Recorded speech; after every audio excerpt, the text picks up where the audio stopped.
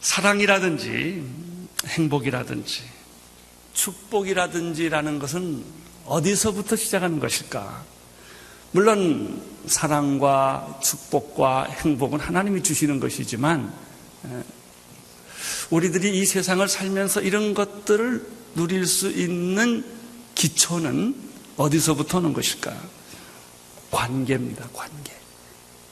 우리는 관계를 떠나서는 아무 누구도 존재하지 않습니다. 예컨대 남녀 관계, 부모 자식 관계, 친구 관계, 직장 동료 관계, 스승과 제자 관계가 있지요. 관계가 만들어지면 친해집니다. 근데 관계가 없으면 친할 수가 없습니다.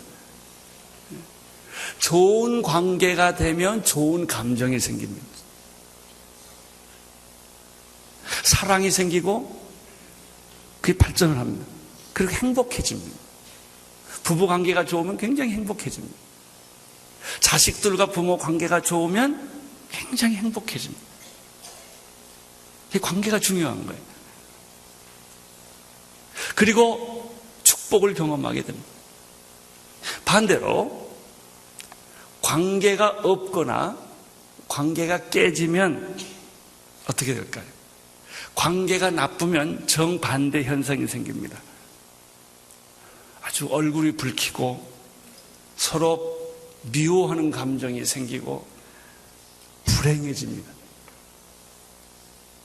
그리고 자칫 잘못하면 그렇게 좋던 관계가 저주로 끝나게 되는 것입니다. 이 관계입니다.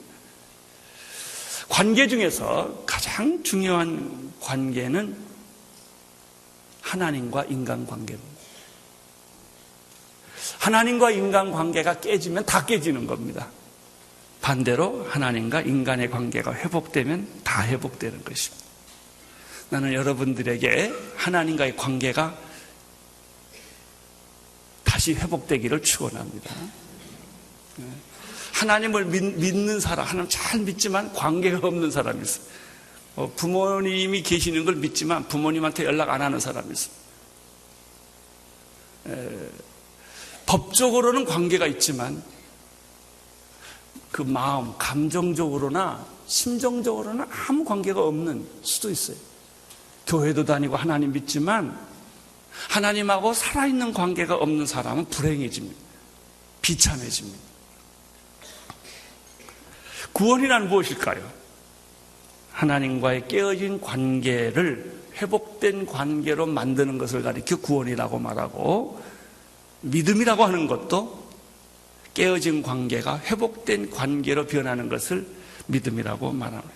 오늘 성경 말씀 보면 예수님께서 자신과 하나님과의 관계가 어떠냐, 이것이 얼마나 중요하냐를 오늘 말씀에서 이야기를 하고 있어요. 그것이 포도나무 비유입니다. 자, 15장 1절을 자막을 통해서 한번 같이 읽겠습니다. 시작. 내가 참 포도나무요 내 아버지는 그 농부라. 왜 예수님이 포도나무 비유를 들었을까요? 이 관계를 설명하기 위해서요. 내가 참 포도나무라고 한다면 하나님은 농부다, 이런 관계라는 것이죠. 예수님께서 요한복음에서 그 참이라는 단어를 여러 번 쓰셨어요. 요한복음 1장 9절에 보면은 참 빛이다 라는 단어를 썼습니다. 참 빛이 세상에 왔다는 것이죠.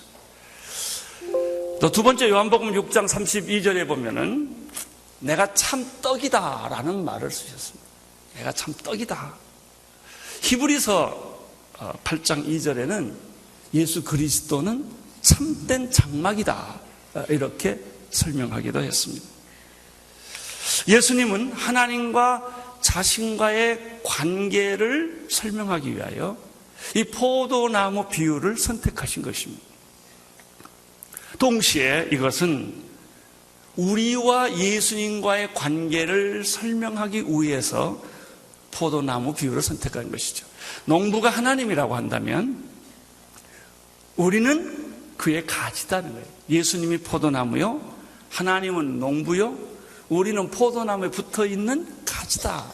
이것이 하나님과 예수 그리스도와 우리와의 관계라는 것입니다. 이 관계가 잘 되어 있으면 포도나무의 열매가 주렁주렁 열리고 농부의 마음도 기쁨이 가득 차고 축복이 온다는 것입니다. 이스라엘 백성들에게는 포도나무라는 말을 쓰면 우리나라와 달리 빨리 알아듣습니다. 올리브나무다, 무화과나무다, 포도나무다. 그러면 그 말을 빨리, 우리나라는 감나무 그래야 빨리 알아들어요. 우리는 배나무 이런 거 하면은 토속적이기 때문에 빨리 알아듣지만 그 나라 사람들은 포도나무다, 올리브나무다, 또 무화과나무다라는 거 하면 잘 알죠. 그런데 포도나무를 조금 더 자세히 관찰해 보면은 사람들이 포도나무라는 말을 할 때 나무를 생각할까요? 열매를 생각할까요? 열매죠. 네. 세상에 볼품없는 나무가 포도나무입니다. 그러나 사람들이 포도나무를 좋아하는 것은 주렁주렁 탐스럽게 맛있게 열린 그 과일 때문에 그런 것입니다. 먹음직하고 옆에만 가도 단내가 막 나는. 그래서 그 포도나무를 보면 거기서 포도주도 나오지요.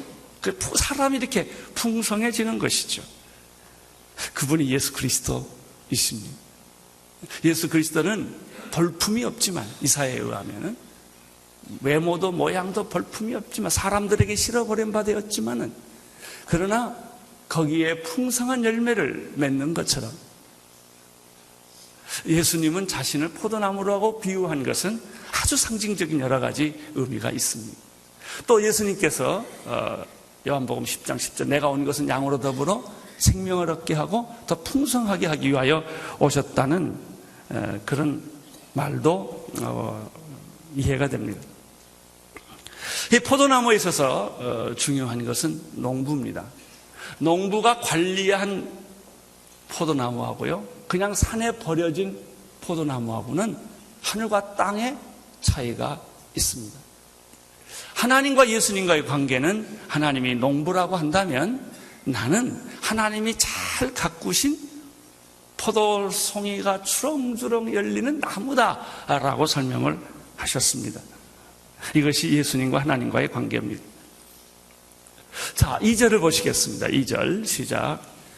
물은 내게 있어 과실을 맺지 아니하는 가지는 아버지께서 이를 제해 버리셨고 무릇 과실을 맺는 가지는 더 과실을 맺게 하려 하여 이를 깨끗게 하시네. 자, 여기서 이제는 농부와 포도나무가 나왔는데 1절에는 2절에 가니까 가지가 하나 또 나옵니다. 이게 포도나무에 붙어있는 가지가 나오는데 이 가지가 누구냐 하는 것입니다. 가지란 예수 그리스도를 따르는 제자들을 가리켜 가지라고 말합니다. 세상 사람들을 가리켜 가지라고 그러는 것은 아닙니다. 관계가 있어야 합니다. 그럼 가지의 본질은 무엇입니까? 따로 독립해서 존재할 수 없다는 것입니다. 이것이 크리스찬의 본질입니다. 크리스찬이란 스스로 혼자 존재하지 못한다는 것입니다. 마치 가지가 스스로 독립해서 존재하게 되었을 때는 어떤 일이 생깁니까?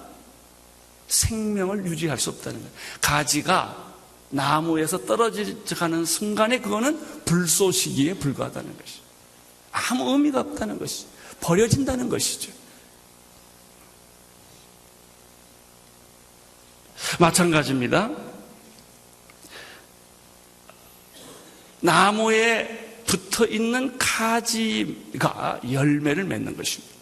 그런데 오늘 본문을 조금 더 관찰해 보면 재미있는 사실 하나가 나타나는데, 문제는 나무에 붙어 있다고 다 가지가 아니라는 것입니다.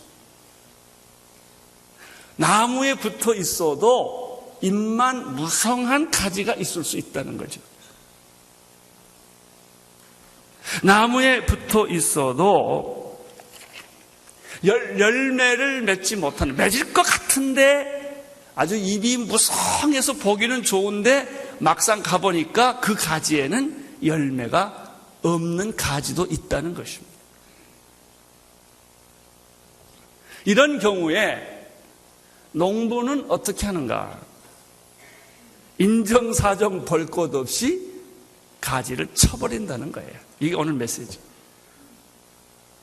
가지에 붙여 있다고 다 가지가 아니라는 거예요. 교회 다닌다고 다 교인이 아니라는 거예요. 하나님 이름 부른다고 다 하나님의 자녀가 아니라는 것이죠. 입만 무성하고 교회 10년, 20년 다니고 목사 장로라는 타이틀 있어도 열매가 없으면 아버지 하나님께서 가지를 쳐버린다는 것입니다. 근데 이것은 한 가지 더 통찰력을 발휘할 게 있어요. 예수님이 가지치기 하는 게 아니라는 겁니다. 나무가 가지를 버리는 게 아니라 농부가 가지를 친다는 거예요. 그래서 사실은 예수님한테 상처받은 사람 아무도 없어요. 예수님은 가지치기를 안 하세요. 안타까워하세요. 그런데 가지를 사정없이 치는 분은 농부라는 것입니다. 그럼 농부가 왜 잎만 무성한 열매를 맺지 못하는 가지를 사정없이 치는 것일까? 목적이 있습니다. 죽이려고 그런 것이 아니라 더 깨끗하고 좋은 열매를 많이 맺게 하기 위하여 열매 맺지 못하는 가지는 잘라버린다는 것이죠. 여기에서 하나님과 예수 그리스도와 우리와의 관계가 설명이 됩니다. 자, 2절을 한번 다시 보시겠습니까? 시작. 무릇 내게 있어 과실을 맺지 아니하는 가지는 내 아버지께서 이를 제해버리시고 무릇 과실을 맺는 가지는 더 과실을 맺게 하려 하여 이를 깨끗게 하시는. 성경의 영적인 논리는 부익부 빈익빈입니다. 있는 사람은 더 주고 없는 사람은 있는 것까지 뺏어버립니다. 사회주의 논리하고 안 맞습니다. 이것이 영적 원리예요. 믿음이 있는 사람은 믿음이 더 생길 것입니다. 믿음이 없는 사람은 불쌍해서 하나님 믿음 더 주냐? 아니에요. 믿음이 더 없어질 거예요. 이건 영적인 냉혹한 현실입니다. 너는 내게로 가까이 오라 그러면 내가 너에게 가까이 가리라. 근데 네가 하나님 멀리하면 어떻게 되냐? 다리 부러져 매 맞을 때까지 갑니다. 이건 하나님 놔둬버리세요. 그걸 챙기지 않으세요. 여러분이 믿음 없는 자가 되지 말고 믿음 있는 자가 되기를 축원합니다. 이게 없는 가지는 잘라버립니다. 이게 하나님의 가지치기입니다. 이것이 우리의 정서하고 맞지 않는 논리입니다. 사회주의적인 정서하고 맞지 않는 논리입니다. 여기에 메시지가 있습니다. 첫째, 나무에 붙어 있는 가지라고 다 가지는 아니다. 열매 맺지 않는 가지는 하나님이 사정없이 친다, 자른다라고 하는 것입니다. 여러분, 우리 인생에 있어서도 하나님의 가지치기가 있습니다. 하나님 날 사랑하십니다. 내가 좋은 열매 맺기를 원하십니다. 그런데 내가 자라면서 나쁜 성격을 가지고 있어요. 내가 자라면서 나쁜 인격이 있어요. 나쁜 습관이 있어요. 하나님이 절대 그것을 그냥 두지 않습니다. 내가 안 죽을 만큼 칩니다. 왜? 그거 붙어 있으면 나중에 그 잘못된 것이 당신의 인격까지 다 망가뜨려 버리기 때문에 하나님이 적당한 때 손을 보시는 거예요. 수술하는 거예요. 이것이 하나님의 가지치기입니다. 여러분, 하나님이 가지치기를 할 때 원망하지 마세요. 하나님이 좀 심하다 이렇게 말하지 마세요. 하나님이 너무한다 이런 말 하지 마세요. 왜냐하면 하나님의 가지치기는 아마추어가 아니기 때문에 프로가 하는 거예요. 그죠? 정확하게 정확한 때에 하나님이 칼질을 하시기 때문에 실수가 없으십니다. 우리 하나님은 실수가 없으신 하나님이십니다. 불필요한 것, 입만 무성한 것, 다른 과실의 열매를 도적질해 가는 가지만 골라서 하나님이 친다는 것입니다. 이게 하나님의 가지치기입니다. 예수님은 바리새인들에게 독사의 자식들이라고 말하신 적이 있습니다. 마태복음 3장 10절에 보면은 도끼가 이미 나무 뿌리에 놓였으니 좋은 열매를 맺지 아니하는 나무마다 찍어 불에 던지운다는 말을 기억하십니까? 그렇습니다. 가지에 붙어 있다고 다 가지가 아니다. 열매를 맺지 않는 가지는 열매를 더 많이 맺게 하기 위하여 내 부분 안에 어떤 부분을 사정없이 도려낸다고 하는 것입니다. 두 번째입니다. 하나님의 가지치기에는 몇 가지 원칙이 있습니다. 첫째, 함부로 가지치거나 감정대로 가지치지 않는다는 것입니다. 두 번째, 잘못된 가지만 골라서 용서 없이 친다는 것입니다. 세 번째, 따라서 꼭 필요한 것은 남겨두신다는 것입니다. 이것을 가리켜 우리는 희망이라고 말합니다. 여러분, 인생의 고통의 의미를 하나님의 가지치기의 원리에 의해서 해석하셔야 됩니다. 왜 내가 고난을 겪은가? 물론 죄 때문에 고난받는 수가 있어요. 어떤 사람은 고통을 겪을 때 거벌하고 욥도 고통당하지 않아 자기를 욥이라고 착각하는 사람 많아. 아니에요. 우리가 욥과 같이 그런 인물이나 됐으면 얼마나 좋겠어요. 다 맞아 싸지요. 맞아 싸지. 그래서 고통당하는 것이지 우리가 의인이기 때문에 고통을 당하는 경우는 극히 드뭅니다. 그렇지만 하나님은 어떤 의미, 욥이 됐든 아니 됐든지 간에 내 안에 거품, 군더더기, 불필요한 것 있으면 가지치기 한다는 거죠. 그런데 그것도 하나님 가지치기 할 때도 참 재밌어요. 정독고 봐서합니다. 죽을 만하면 안 해요. 그 사람 믿음을 봐가지고 믿음의 수준만큼 이제 조금씩 손을 보는 것입니다. 이것이 하나님의 방법입니다. 여러분이 가지치기가 하나님의 시작됐을 때 세 가지 하셔야 됩니다. 첫째는 하나님의 가지치기를 받아들이세요. 가난하면 가난한 대로, 병들면 병든 대로, 직업을 잃어버렸으면 잃어버린 대로, 위기에 부딪혔으면 부딪힌 대로, 이게 다 하나님이 당신을 새롭게 만드는 작업이에요. 두 번째, 인내하십시오. 발버둥하고 안 하겠다고 앙탈 부리지 마세요. 그냥 받아들이시고 인내하셔야 합니다. 세 번째, 감사하십시오. 결과는 축복이기 때문에 그런 것입니다. 이제 하나님의 가지치기에서 세 번째는 풍성하고 열매 맺는 가지를 하나님은 더 깨끗하게 소중하게 관리한다는 사실입니다. 하나님의 가지치기의 결론은 나를 살리기 위해서, 축복하기 위해서 한다는 거예요. 여러분, 수술 왜 할까요? 그 사람 살리기 위해 수술하는 거죠.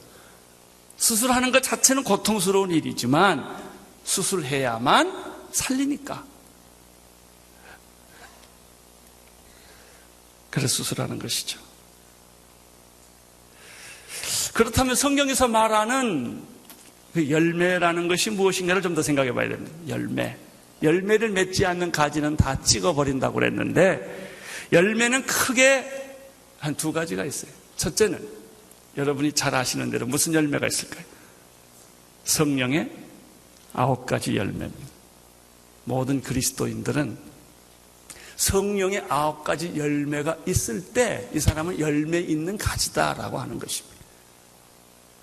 갈라디아서 5장 22절 23절을 한번 같이 읽어볼까요? 시작. 오직 성령의 열매는 사랑과 희락과 화평과 오래 참음과 자비와 양선과 풍성과 온유와 절제니 이 같은 것을 금지할 법이 없는. 할렐루야. 여러분의 인격과 성품에 이런 열매가 맺어지기를 축원하는 것입니다. 죄의 성품에서 의의 성품으로, 외면적인 성품에서 내면적인 성품으로, 육체의 열매가 아니라 거룩한 열매입니다. 요한복음 로마서 6장 21절 22절에 보면 육체의 열매가 아니라 거룩함의 열매라고 말했습니다. 또 로마서 6장 21절 22절에 보면은 너희가 그때 무슨 열매를 얻었느냐, 이제는 너희가 그 일을 부끄러워하나니 이는 그 마지막이 사망입니다. 그러나 이제 너희가 죄에서 해방되고 하나님의 종이 되어 거룩함에 이르는 열매를 얻었으니 마지막이 영생이니라. 로마서 7장 4절 5절에는 또 이런 표현이 있어요. 하나님을 위한 열매가 있고 사망을 위한 열매가 있다. 마가복음 4장 20절에는 열매의 특징이 있죠. 좋은 열매는 좋은 땅에 뿌려지면 몇 배? 30배, 60배, 100배의 결실을 맺는 것이다. 그렇습니다. 예수를 믿고 구원받았다는 것으로 가지 역할 다 한 게 아니라 뭘 맺어야 된다? 열매를 맺어야 한다는 것이죠. 열매 중에 우리가 생각해 볼 또 하나의 열매는 전도의 열매. 그래서 외적인 것이죠. 다니엘서 12장 3절의 말씀을 한번 같이 읽을까요? 시작. 지혜 있는 자는 궁창의 빛과 같이 빛날 것이, 많은 사람을 옳은 대로 돌아오게 한 자는 별과 같이 영원토록 비추리라. 마태복음 28장 19절의 말씀, 너희는 가서 모든 족속으로 제자 삼으라. 마가복음 16장 15절, 온 천하에 다니면서 만민에게 복음을 전파하라. 요한복음 21장 15절에서 17절에 보면 내 양을 먹이라, 내 양을 치라, 내 양을 먹이라. 사도행전 1장 8절, 성령이 너희에게 임하시면 너희가 권능을 받고 예루살렘과 온 유대와 사마리아와 땅 끝까지로 내 증인이 되리라. 이게 무슨 얘기일까요? 다 전도의 얘기. 여러분, 내가 전도했다면 그것은 하나님이 우리에게 주신 영적 열매라는 것이죠. 내면에 인격적 열매가 있고, 이런 열매들이 맺어질 때 이것은 열매 있는 나무 가지이기 때문에 하나님께서 이것을 더 축복해 주시고 더 깨끗하게 해 주시고 더 열매를 많이 맺게 만들어 주시는데, 가지의 열매가 없으면 인정사정 없이 치신다라고 하는 것입니다.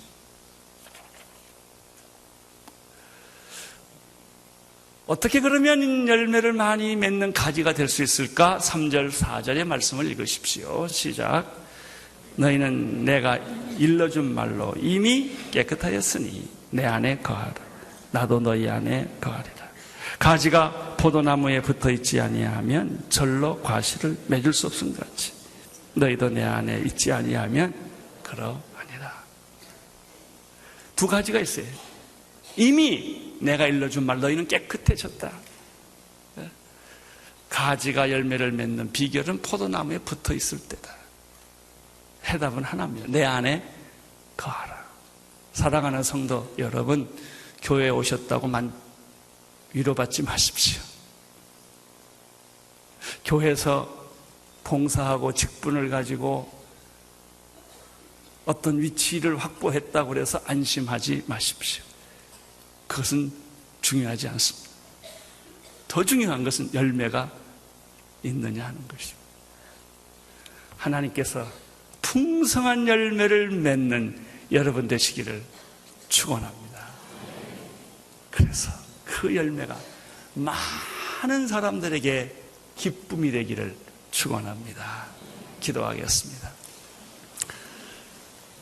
살아계신 하나님 아버지, 하나님이 우리 인생을 가지치기 할 때 아프고 고통스럽지만 믿음으로 받아들이고 잘 감당하게 하여 주옵소서.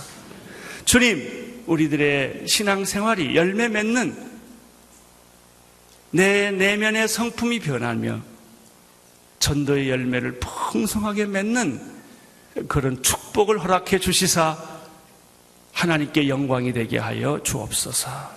예수님 이름으로 기도드립니다.